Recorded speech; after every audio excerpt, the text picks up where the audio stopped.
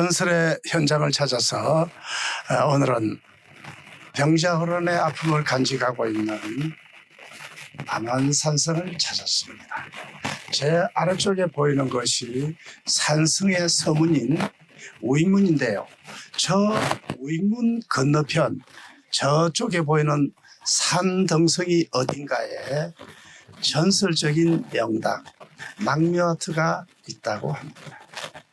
마치 매화꽃이 땅에 떨어진 것 같은 지형이어서 낙묘아트 또는 매화 낙지형의 명당이라고 불렸던 저곳에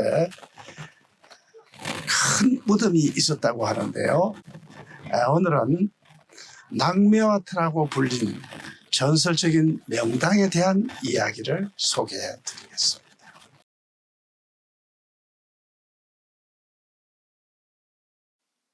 한양에서 홀어머니를 모시고 곤궁한 생활을 이어가고 있던 임도령은 가세가 날로 기울어 끼니마저 잊기 힘들게 되자 광주에 사는 외가에 도움을 청할 생각으로 길을 나섰다.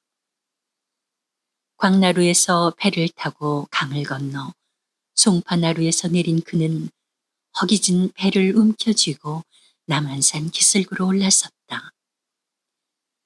해지기 전에 산을 넘어 주막이 있는 계룡리까지 가려면 서둘러야 했다.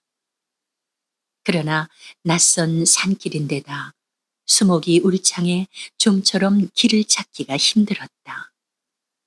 게다가 하늘에 먹장 구름이 몰려오더니 천둥 번개와 함께 비바람이 몰아치기 시작했다.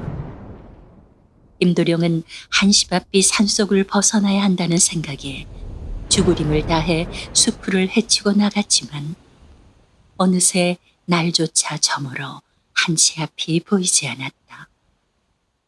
추위와 배고픔에 온몸이 떨리고 다리가 후들거려 걸음조차 뛸 수 없는 지경이었다.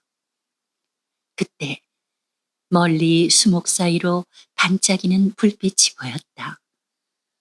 헛것을 본 것이 아닌가 해 눈을 비비고 보았지만 틀림없는 불빛이었다. 어느새 비는 멎고 칠흑 같은 어둠 속에서 불빛은 마치 그를 부르는 듯 깜빡이고 있었다. 임도령은 홀리기라도 한 듯 허겁지겁 불빛을 향해 달려갔다. 기다시피해 당도한 곳엔 낡은 초가 한 채가 웅크리고 있었다. 여보시오, 주인장 계십니까? 임도령은 다급하게 주인을 불렀으나 정적이 흘렀다. 이보시오, 안에 아무도 안 계시오? 오밤중에 뉘신지요? 저 산속에서 길을 잃어 하룻밤 신세를 질까 합니다. 그러자 방문이 열리며 등불을 든 여인이 밖으로 나왔다. 가까이 다가온 그녀의 너무나 아름다운 모습에 임도령은 숨이 멎을 것 같았다. 이 깊은 산 중에 이런 미인이 살고 있다니. 어리 빠진 듯 바라보는 임도령을 보며 여인은 살포시 미소를 지었다. 안으로 드시지요.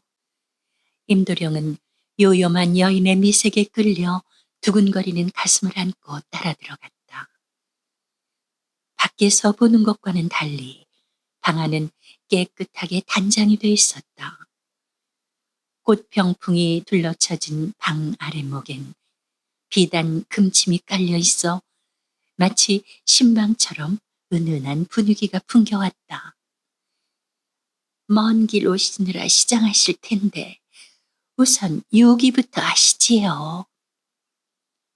여인은 언제 준비했는지 밥상을 내왔는데 주안상을 곁들인 정갈한 상차림이었다. 내가 여우에게 홀린 거 아닌가? 임도령은 마음속에 의심을 떨쳐버릴 수 없었지만 너무나 시장하던 참이라 에라 모르겠다 하는 심정으로 상 앞으로 다가갔다. 여인은 섬서 목소를 들어 임도령의 잔에 술을 따랐다. 따뜻하게 데운 술이니 어한을 푸시는 데 도움이 될 것입니다. 여인이 권한 술을 받아 마시자 이내 훈훈한 기운이 전신에 퍼지며 긴장이 풀어지기 시작했다. 소생은 임가라고 합니다. 가세가 피난해 광주에 사는 외가에 돈을 좀 꾸러가던 길인데 그만 길을 잃었답니다. 초행이라 낯선 산길에 비까지 몰아치는 데다 날은 저물고. 넋두리 하듯 저간의 사정을 늘어놓는 임생을 보며 여인은 의미심장한 미소를 지었다.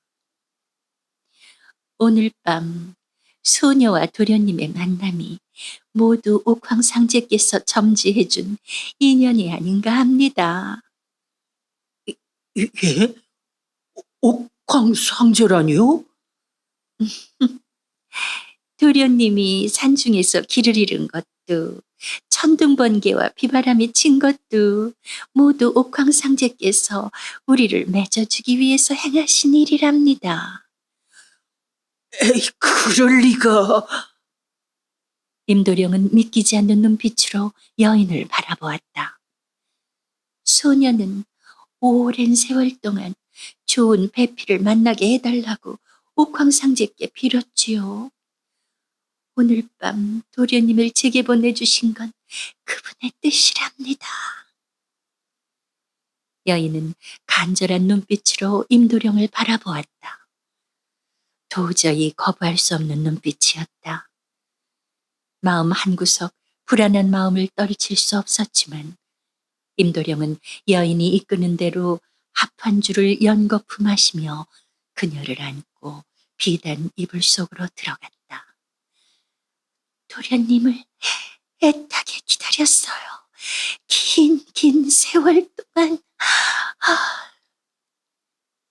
여인은 감격에 겨운 듯 임도령의 가슴을 파고들며 속삭였다. 난생 처음 여인과 잠자리를 같이 하는 임도령은 마치 꿈을 꾸는 듯 황홀경에 빠져들었다. 달마저 구름 속에 모습을 감추고 사위엔 칠흑 같은 어둠이 깔렸다. 얼마나 흘렀을까. 가슴이 죄어오는 것 같은 통증을 느끼며 눈을 뜬 임도령은 아가리를 벌리고 그를 집어삼킬 듯 노려보고 있는 구렁이를 보고 소스라칠 듯 놀랐다.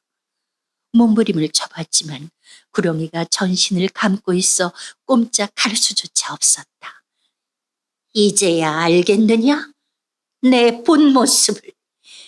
500년 동안 너를 기다렸는데 오늘에야 소원을 이루었구나.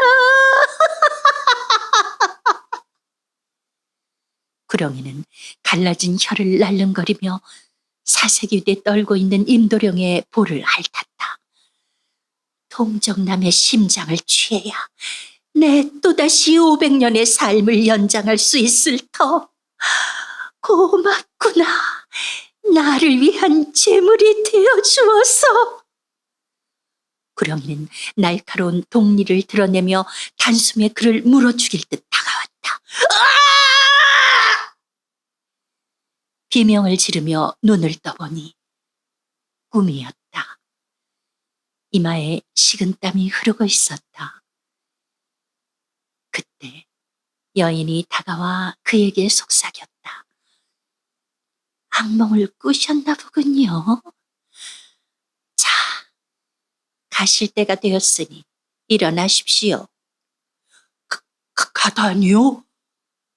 날이 밝았으니 속히 떠나셔야 합니다.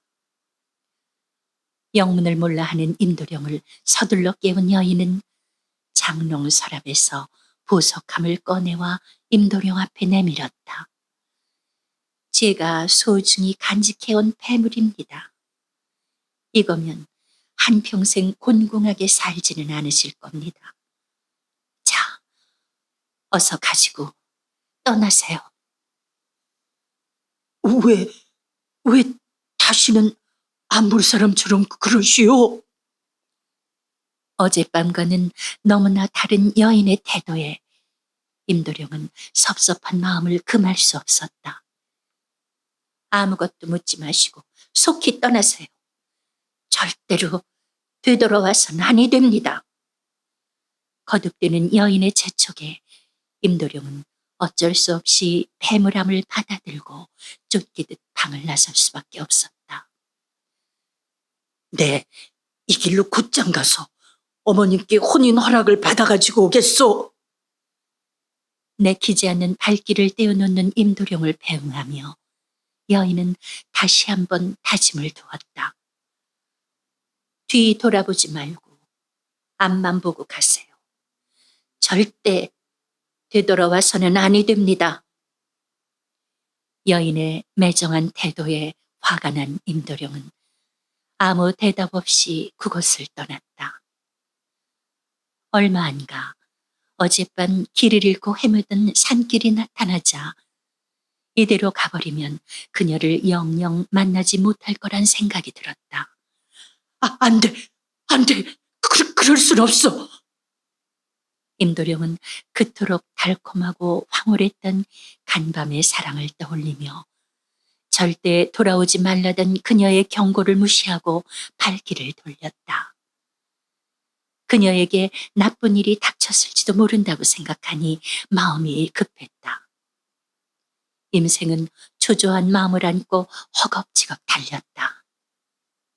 그러나 이미 그곳엔 여인도 초가집도 사라지고 고목 한 그루가 서 있고 그 가지에 구렁이가 기어오르고 있었다.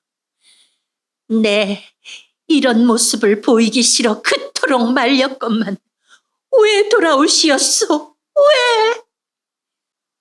임도령을 본 구렁이는 탄식하듯 소리쳤다.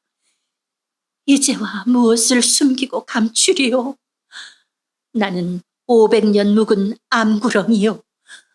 내가 용이 되려면 동정남의 정기를 받아야 했는데 어젯밤 도련님의 도움으로 소원을 성취하게 되었다오. 부디 한평생 편안히 사시어요.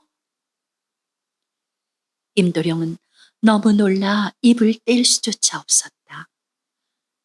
그때 요란한 천둥 소리와 함께 고목에 벼락이 떨어졌다. 천둥 번개 속에서 진저리를 치며 고통스러워하던 구렁이는 머리에 뿔이 돋고 갈퀴가 생기더니 이내 완연한 용의 모습이 되어 하늘로 승천하기 시작했다. 넋나간 듯 서 있는 임도령의 귀에 여인의 소리가 들려왔다. 서방님, 내가 올라갔던 자리에 비늘이 떨어질 것이니 후일 그곳에 서방님의 묘를 써주세요. 그러면 서방님의 자손 중에 나라를 구할 큰 장수가 태어날 것입니다. 오색 구름에 쌓인 용이 하늘 위로 사라지고 나자 이내 용 비늘 3개가 꽃잎처럼 떨어졌다. 임도령이 달려가 보니 용 비늘이 떨어진 자리에 매화나무 3그루가 솟아올랐다. 그곳이 바로 천하명당 낭매화터였다. 그 후 임도령은 후덕한 아내를 맞아 여생을 편안히 보냈으며 임종시의 유언에 따라 매화나무터에 묻혔다고 하는데 과연 그의 손자 중에 유명한 장수가 출연했으니 그가 바로 임경업 장군이라고 한다. 남한산성의 우익문을 통과해 계룡리가 바라보이는 서산 등성이에 오르면 천하명당인 낭매화터에 이른다고 하는데 세월의 흐름 속에서 무덤도 사라지고 이제는 그곳이 어느 지점인지 아는 사람조차 없다고 한다.